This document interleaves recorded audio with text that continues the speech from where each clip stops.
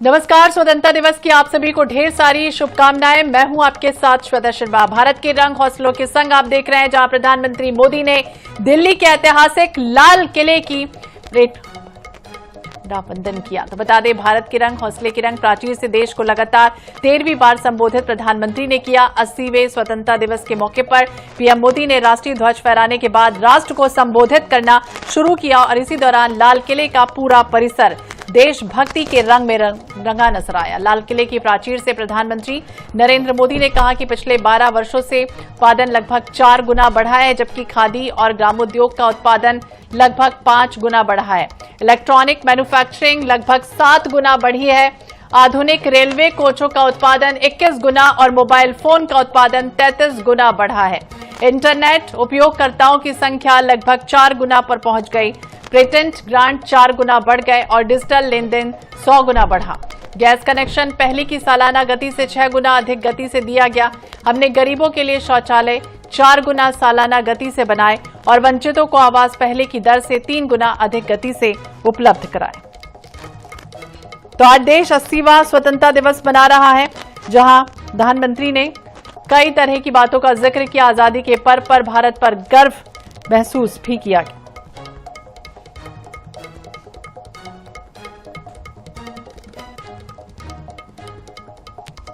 तो समाज को गलत राह पर ले जाने के लिए कई तरह के लोग काम कर रहे हैं। ऐसे लोग जो हिंसा अराजकता के रास्ते खोज रहे हैं।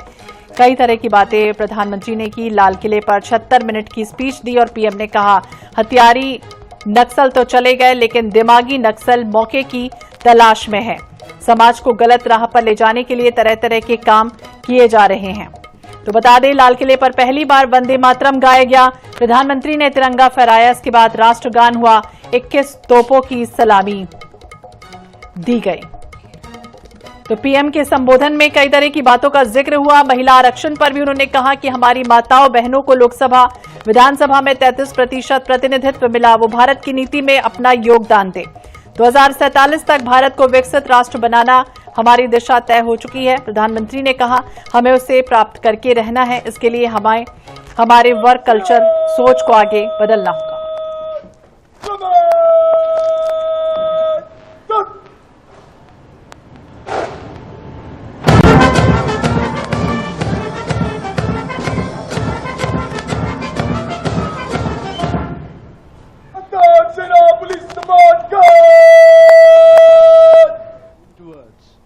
The central area where he will pay a solemn homage to the father of the nation, Mahatma Gandhi. बापू ने संपूर्ण मानव जाति को अहिंसा का वो अनोखा और अविस्मरणीय संदेश दिया, जिसने दुनिया के तमाम नागरिकों और देशों को स्वाधीनता के प्रति आंदोलन के लिए प्रेरित किया। बापू का जीवन सादगी, उच्च विचार और आदर्श की चरम परिणति है, जिससे हर क्षण कुछ न कुछ ग्रहण किया जा सकता है। राजघाट प्रतीक है संपूर्ण देशवासियों और समस्त राष्ट्र की भावनाओं का। माननीय प्रधानमंत्री श्री नरेंद्र मोदी का आगमन हो चुका है राजघाट पर, जहां वे राष्ट्रपिता महात्मा गांधी को पुष्पांजलि अर्पित करेंगे, श्रद्धा सुमन अर्पित करेंगे। It is in the embers of sacrifice the flame of freedom finds its light. We haven't forgotten what all our people had to go through to earn this freedom, and hence the flame, the fervor of nationalism burns in our hearts and souls as strong as ever. The paying of solemn homage to the Mahatma is not just a ceremony, it is tradition, culture and values in their most sacred form. This act of showing us reverence is a culmination of age-old knowledge along with a deep understanding of gratitude in one's personal life.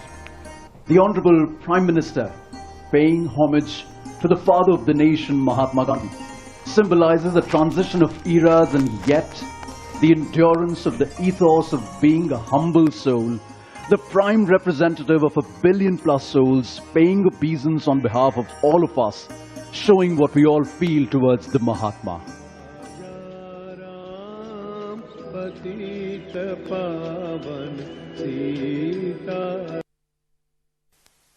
आज भारत ने भी एक बहुत बड़ा सपना देखा है, दृढ़ संकल्प के साथ देखा है। नई ऊंचाइयों को छूने के लिए देखा है। और वो सपना है जब आजादी के 100 साल होंगे, 2047 में हम विकसित भारत बना के रहेंगे। 140 करोड़ देशवासियों के पुरुषार्थ से इस लक्ष्य को हमें हासिल करना है। हमने पिछले दिनों एआई इंपैक्ट समिट किया था। एआई का विस्तार बहुत तेजी से बढ़ रहा है। लाल किले से मैं देश के नौजवानों के लिए घोषणा करना चाहता हूं। हमने तय किया है कि आने वाले 1 वर्ष में 1 करोड़ युवाओं को एआई स्किल के लिए ट्रेनिंग देने का हम काम करेंगे, ताकि हमारा देश का नौजवान एआई के पिछले 12 वर्ष में देश के कोटि कोटि नागरिकों ने, दलित हो, पीड़ित हो, वंचित हो, आदिवासी हो, गांव में रहने वाला हो, शहर में रहने वाला हो, गरीब हो, मध्यम वर्ग का हो, युवा हो, बुजुर्ग हो, नारी हो, पुरुष हो, उत्तर हो, दक्षिण हो, पूर्व हो, पश्चिम हो, हर किसी ने पिछले 12 साल में एक संकल्प के साथ, समर्पण के साथ देश को नई ऊंचाइयों पर ले जाने में हर प्रकार से प्रयास किया है। मैं उनके इस प्रयासों का आदरपूर्वक स्वीकार करता और उसी का परिणाम है कि इतने कम समय में 25 करोड़ देशवासी गरीबी को परास्त करके गरीबी से बाहर निकले हैं। इन्हीं देशवासियों का प्रयास का परिणाम है कि हम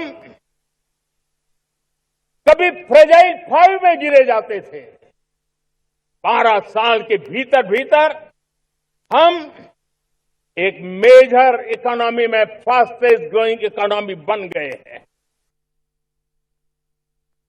21वीं सदी में दशकों पुरानी जो चुनौतियां हैं, उन चुनौतियों को खत्म करना बहुत अनिवार्य है।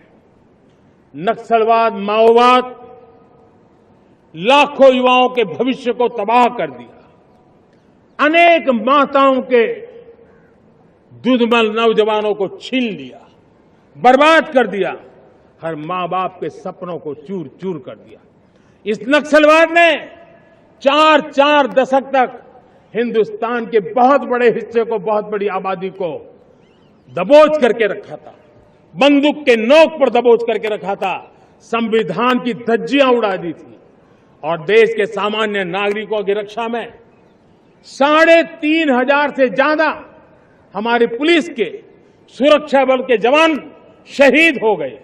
युद्ध के अंदर जितने सैनिक मरते हैं, उससे ज्यादा हमारे पुलिस जवानों को जान की बाजी लगानी पड़ी, ताकि देश के सामान्य मानवी को सुरक्षा मिले। ये नक्सलवाद ने धरती को लहूलुहान कर दिया था। 2014 में आपने जब हमें मौका दिया, उसी दिन हमने संकल्प लिया था कि हम देश को नक्सलवाद से मुक्त करेंगे। और आज मुझे खुशी है कि नक्सली माओवादी हिंसा आखिरी सांस भी शायद रहने की अब तो ताकत नहीं रही है। पूरी तरह उसे खत्म करने की दिशा में जहां पर कभी नक्सलवादियों की गोलियां चलती थी, जहां पर कभी धरती रक्त रंजित रहा करती थी, आज उसी नक्सल क्षेत्रों में, उसी इलाकों में नक्सल मुक्त होने के कारण विकास, विश्वास और प्रयास का तिरंगा लहरा रहा है। और पल पल की तस्वीरें, अपडेट लगातार आपको दिखाते रहेंगे। वक्त एक छोटे से ब्रेक का है, फौरन लौटेंगे।